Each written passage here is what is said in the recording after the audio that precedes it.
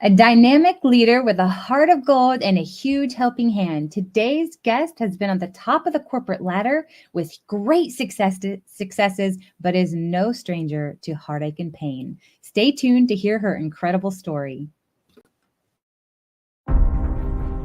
What superhero do you relate to most? I'm so curious. Why? Each of us has our own innate nuclear power. It's God-given. And yet we're all out here wondering, searching, forgetting, and suppressing. I know I was. It's okay, no judgments here. But I am going to get real. As a life and career coach, it's kind of my job. And you chose the show, so no one is forcing you. But the force is real. And the question I really want to ask is, what's your superpower? I'm Sharon Davenport. I've been called a real-life Wonder Woman. This show is designed to activate you alongside other superheroes. It's time that you arise, put your cape on, and fly.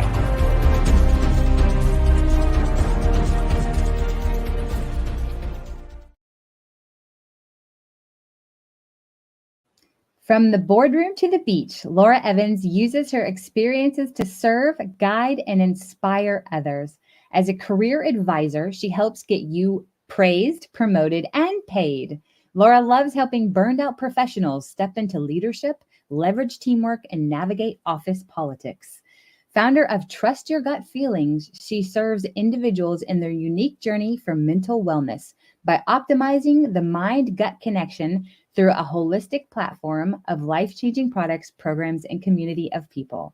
In just 3 years, this business has grown to over $25 million a year revenue, serving nearly 330,000 families each month. Laura uses the profits of her business to support the Willow Field Foundation, which provides mental health therapy scholarships.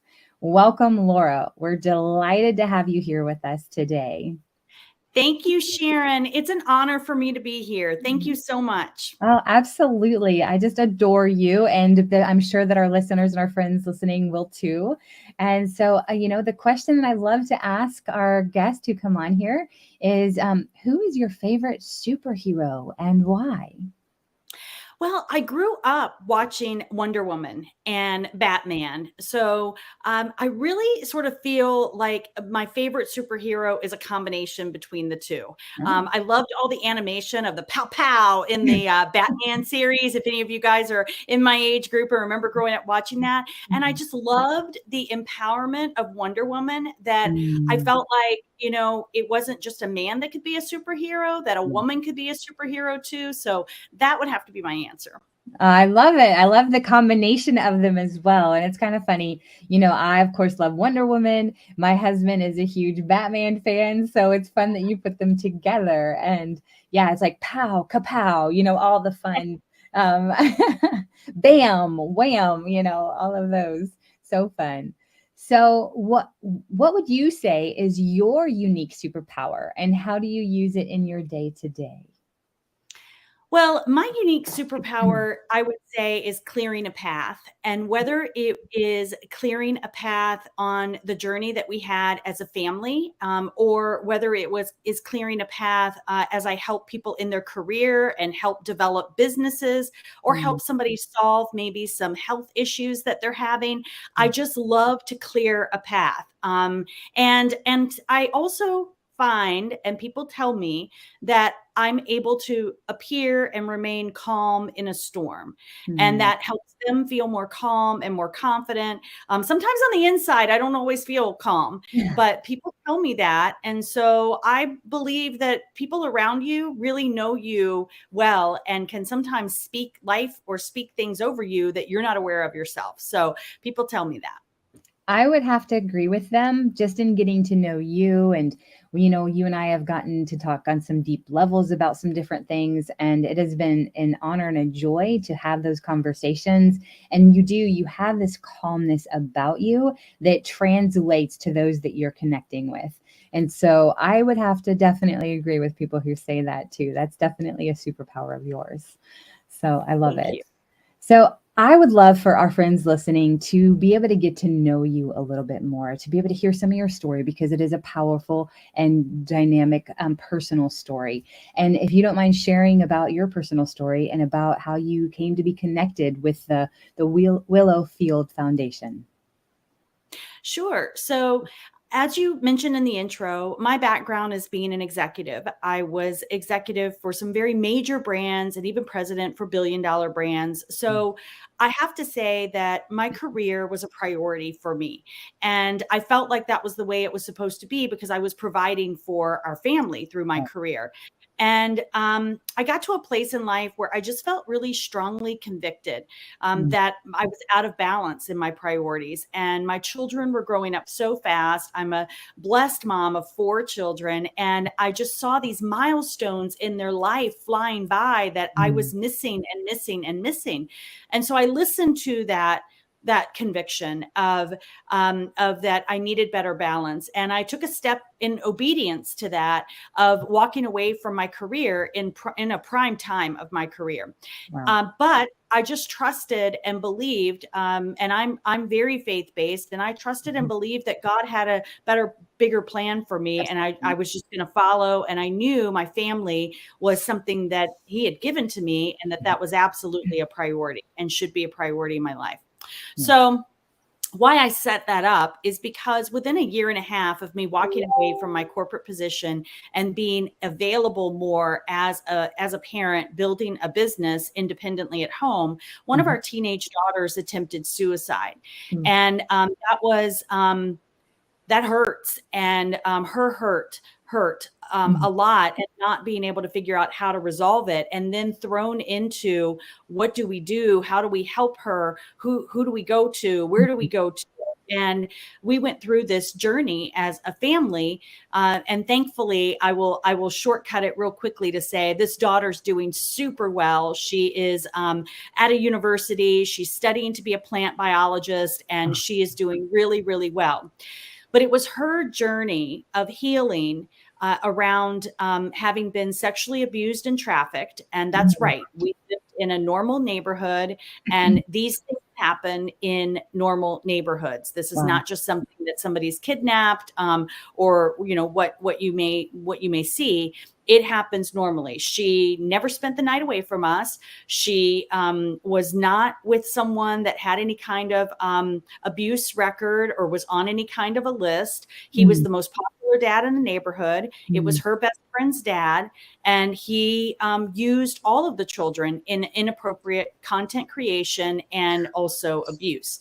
So, so this journey for her, finding a mental health therapist that she connected with, was such a critical piece of the journey. And in fact, several times, I mean, we went through 6 different therapists, and several wow. times she wanted to walk away and say, no, I don't fit this one. I don't like this one. I don't feel comfortable telling my stuff to this one, or they don't get me.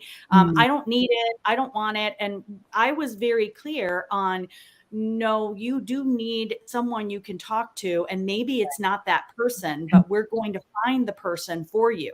And that's my encouragement to parents in general, is find the right person that your child can connect with if your child needs therapy and someone to talk to. yeah. So we sat down, we picked out someone, and long story short, they created a great relationship. And my daughter's story of what she had been through, and she did prosecute her abusers. Every survivor's journey is different. Her choice Wow. was to prosecute in order to save other children that were at home. So she Incredible. prosecuted her abusers, and we did see justice in our proceedings.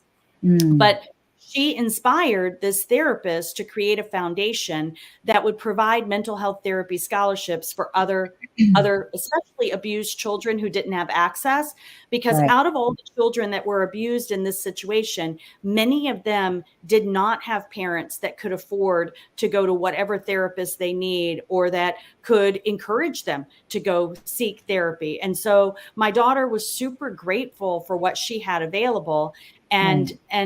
and wanted to pay it forward. And that's what the Willowfield Foundation is. So that's what led us to it. Wow. Well, for those of you listening, that was a lot packed in there, right? Did you guys follow all of it? I mean, talk about from the corporate world and living at the top of your game. Excuse me. Choose deciding to step away while you're at the pinnacle of that to invest in your family. Which, Laura, that's what's so incredible is that it's really, you listened to the voice of the Holy Spirit. You listened to the promptings of God to do that, because you may not have been available to be able to be there for your daughter in the way that she needed during that time and all of those proceedings and everything that happened. Because we've talked a little bit more about this, the trial and all of this stuff, and that is a very stressful, very involved experience. And if you hadn't done that and stepped away from your corporate job at that time, you may not have been available to be able to walk through that with her to the extent that I know that it took. And so Right. I commend you in doing that and just in listening. So guys, those of you that are listening, if you are feeling like that you need to step away from something that you're involved with right now, or that you need to step into something that's calling you, don't hesitate. Take that next step. Take that action, because that's God. He's showing you, and you'll quickly learn, probably whether that was the right decision or not. And sometimes we do think it is, and we step into something, but that's where we have to trust that God's got us every step of the way too. So I just commend you in doing that. And wow, and what a beautiful thing that out of your heartache and out of your experience and your daughter, she's brave.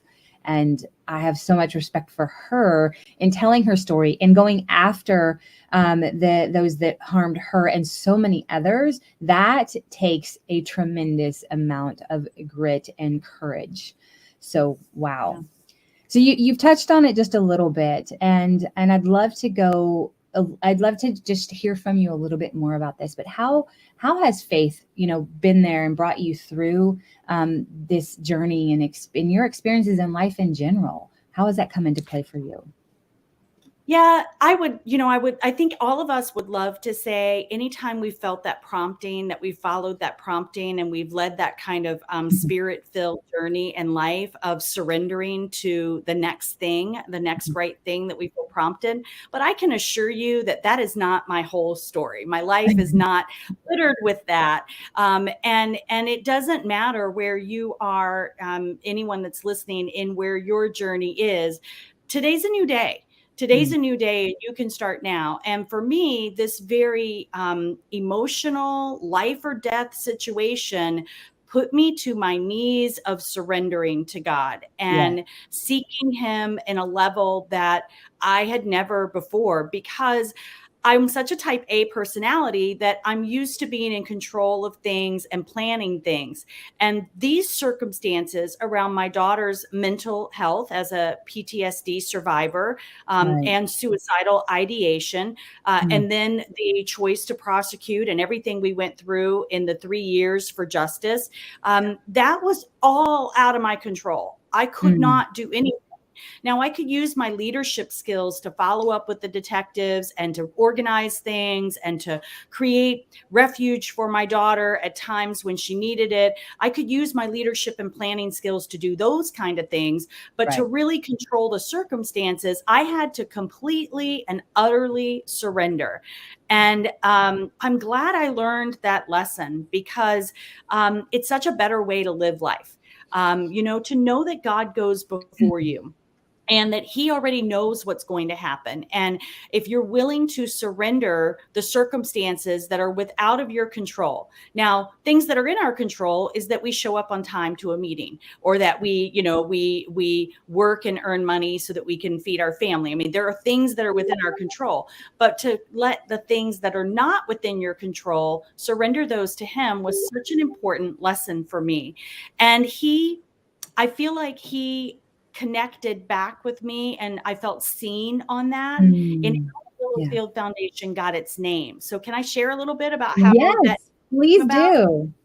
Well, our story is filled with God's handprints all over our story. It's redemption. restoration, and justice as well, protection. But in particular, when our daughter and her therapist were inspired to create the Willowfield Foundation, the therapist, inspired by my daughter's story and her will, her interest to give back, said, I want you to pick the second word of the street where your abuse happened. Because in the future, when you think of that street name, I want you to let go of the pain and instead hold on to the promise of hope of the good that you're going to be doing. So it's a good thing that's coming out of this. So that word is field. That was the second word of the street where her abuse happened. And then the therapist looked out the window and just randomly picked the first thing her eyes went to, which was a willow tree. So it was called Willowfield Foundation. Now, what God and God alone knew, Sharon, was 4747 Willow Road was where I was working in California when my daughter was being abused in Texas. Oh my gosh. So that was God's way of saying, I mean, my daughter didn't remember that address. The therapist never knew that address.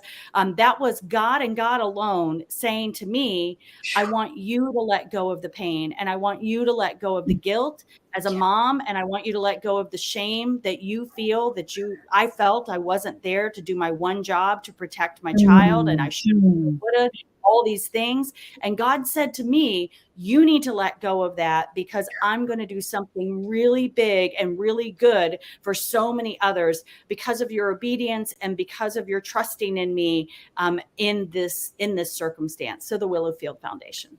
Oh my goodness, Laura, is that not just our God? and to, man, that's so profound and so beautiful and incredible how he does that, just showing you, hey, listen, I got you. I've got your daughter, I have you, and I have all of the people that are going to come under this umbrella of this foundation. And what a beautiful piece. You have to make sure you share that story with everyone. Because that is just absolutely beautiful and incredible, and just like our God to do that. So, and so through this whole process, you've shared, your daughter is doing really well. She's doing fantastic in college. But I know it also, you have 3 other daughters, and you have your husband, and you have, your family. So how is your whole family doing after dealing with this experience and this journey? How are they doing today, if you don't mind sharing? Sure. Everyone's doing well. We have 2 grandbaby girls that have been welcomed into our family, and we've got a grandson on the way. And we've got our youngest son is in college at Michigan State University, and thank God he was protected in some recent incidences that happened there. And so we are doing well. And there's no question it brought us closer together as a family as well. And we are all very passionate about this foundation. And we all contribute on birthdays, on holidays, all the kind of things. We are telling people, don't give us gifts, send money to the Willowfield Foundation, because we just want to be able to see it reach more people. I love that. And that goes back to, I think, what you were talking about with surrender before, and how you couldn't control all the circumstances. And I know that had to be hard because you are such a dynamic leader in so many ways. And that had to be hard, for you and for your family. But it sounds like it's so beautiful. As we surrender, God births beautiful things from that, and your family getting closer together through this whole experience too. So there's, and I love how you're choosing to see the gifts and the joys, excuse me, from the tragedy and the experience that you guys have overcome. So, so precious and so beautiful. But so, for our friends listening, some may be currently dealing with something similar, having, whether it be a mental health journey with suicide, or whether it's with somebody they know that has been molested or trafficked or something along those lines. And I know those are kind of 2 different situations, but in your situation, they have kind of come together. So for those of Yeah. our friends that are listening who may be experiencing something similar or have somebody that they're walking through this with, what would you share with them through this? Well, get help. Talk to someone. There is now, I've been actively involved in an organization called NAMI, the National Alliance for Mental Illness.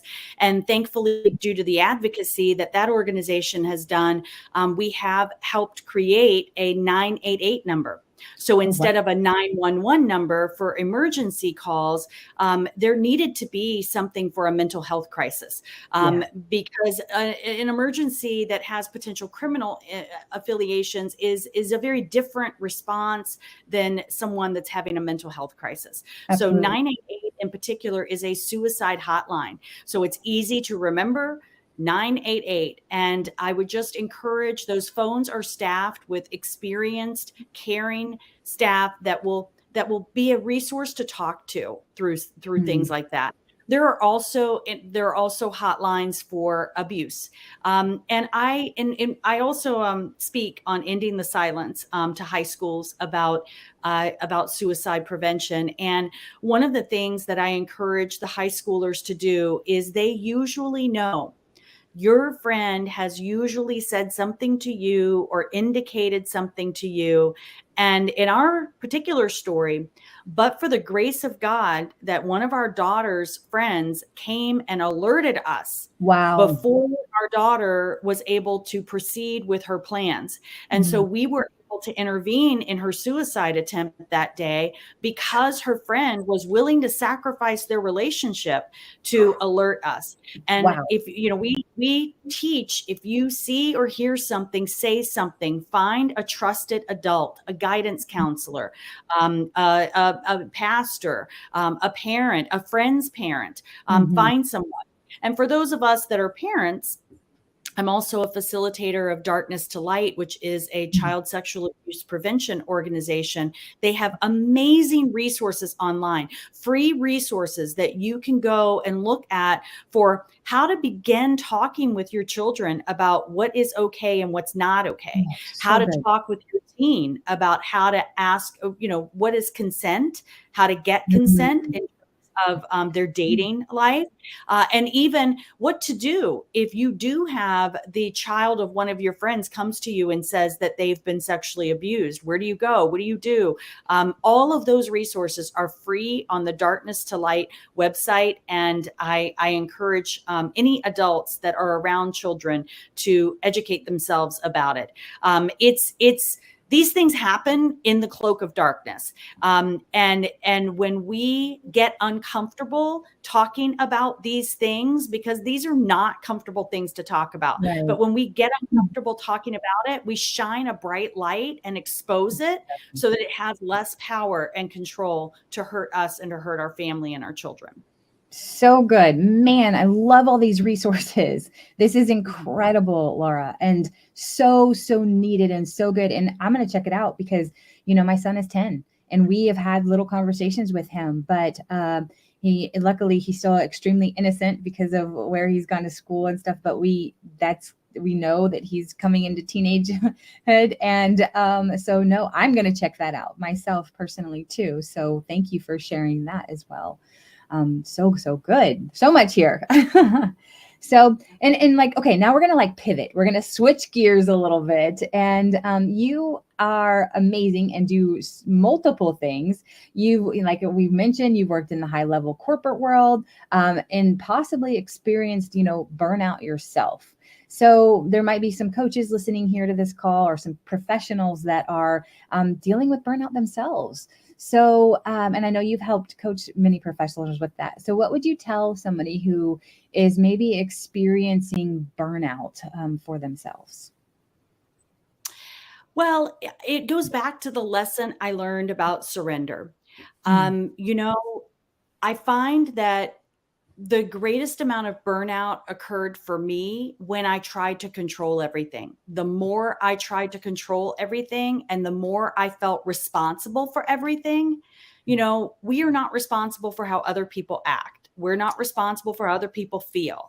The more I learned that I'm not responsible for everything, Mhm. and that I don't control everything, then Right. it was freeing for me to be able to let things roll off of me. Pastor Joel Osteen has a saying that I love. I think it's it might be from Psalms 45:7. I'll have to get the verse specific, but he talks about the oil of joy, that the Lord gives us the oil of Mhm. joy. And so when we're covered in the oil of joy, everything else is like nonstick, like it Mhm. rubs off, That's good. drops off of us. It rolls off of us, like water rolls, off of us.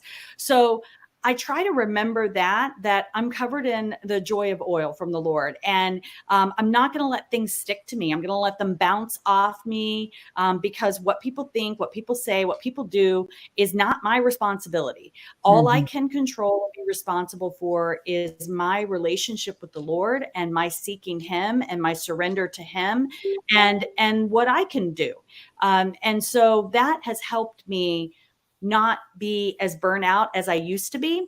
And that Mhm. would be, I definitely have stepped away from that life. I live a much better life at the beach, relaxed, control my own schedule, set my own time and my hours, travel where I want to travel, when I want to travel.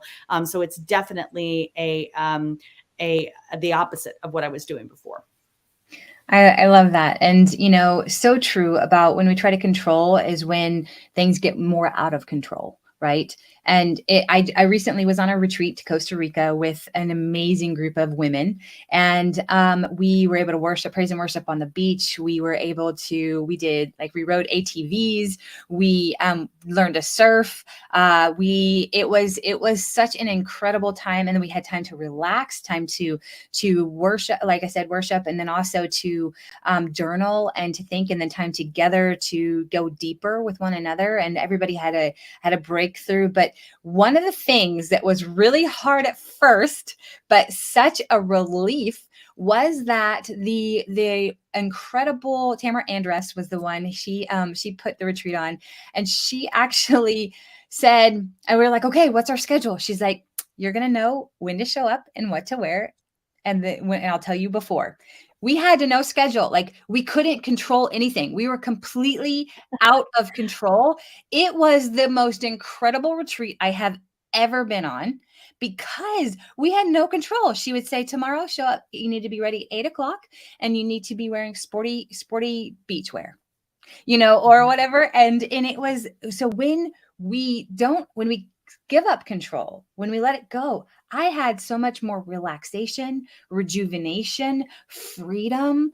And she said, you can't bring your phones. That was another thing. And so we truly had to, and were able to unplug. And man, I did not want to come home. I bet. Yeah. Yeah. So that Yeah. surrender, that was the closest thing to in a long time to have, of like being able to completely surrender, as in a physical sense. And it was such a joy, and there was so much Yes. peace. And so that is, I think, a physical story of talking about what happens when we Yeah. surrender to God and we allow Him to be in control, and we're not trying to control everything. So Yes. so beautiful. So we're getting ready, as we're wrapping up here, Laura. Is there anything else that you would like to share with our friends listening before we say adieu for the day? Well, I would like to say, just on what you were sharing and us talking about surrendering and overcoming, or how to prevent burnout. I've Mm, also made it a practice to find one day, mm, one day as a Sabbath, and that was God's direction to us. And it right. doesn't have to be the same day every week, Mm, but find the day that I know. For me, I have a day in my calendar that I do my best. Now, occasionally travel or things will come up that cause me to have to shift it to a different day, but I really work hard to make sure that it's not shifted to another month or another year. mm, And just pick a day that you do truly unplug, that you put your phone away, even if it's just for, from 9 8 from the time I wake up until 5 p.m. Even if mm, it's just daylight hours, I'm not going to be connected to my phone. The good. world will survive without me. And that's what's so freeing about it, is when we're constantly connected, we Mm, feel like the weight of the world is on our shoulders. And I would just encourage you, there's only one you. You're irreplaceably you, and you're called here for a purpose and for a reason. And and the noise of life can get into that calling. So I would just encourage everyone to take good care of yourself, love yourself, make that time for that quiet time for you, that quiet time with your family, that quiet time with the Lord, and seek and ask him, how do you want me to show up in this season in my life? What is it that you want from me? And he will reveal that to you. Oh, so good. And just to piggyback on what you're saying there, actually it was last night. I was actually heard a friend talking about how doing a dopamine detox, because our phones actually, when we're checking it constantly, and we have certain apps, it has been scientifically proven that there are certain apps that are created to be addictive, but then also the likes and all of that stuff. And he was talking about like doing a dopamine detox of putting your phone and trying away and trying not to look at it.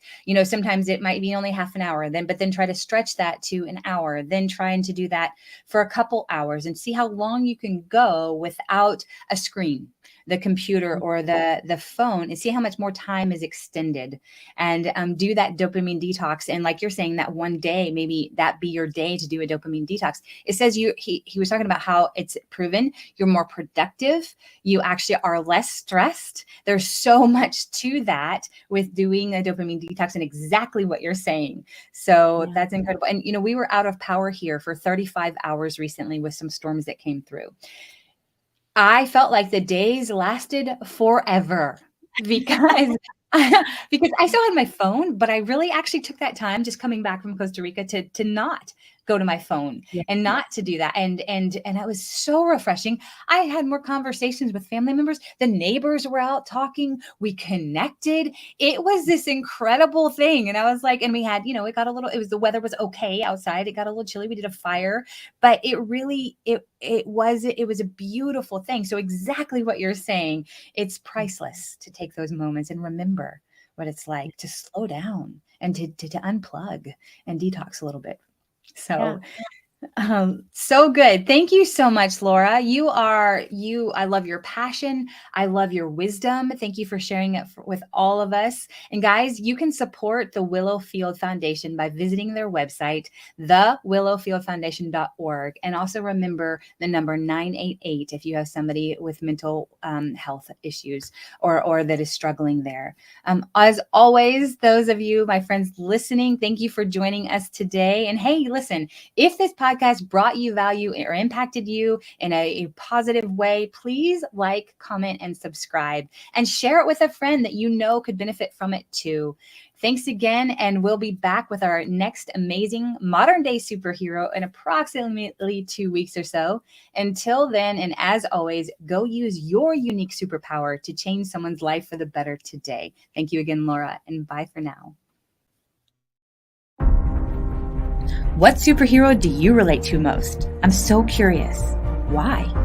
Each of us has our own innate nuclear power. It's God-given. And yet we're all out here wondering, searching, forgetting, and suppressing. I know I was. It's okay. No judgments here. But I am going to get real. As a life and career coach, it's kind of my job. And you chose the show, so no one is forcing you. But the force is real. And the question I really want to ask is, what's your superpower?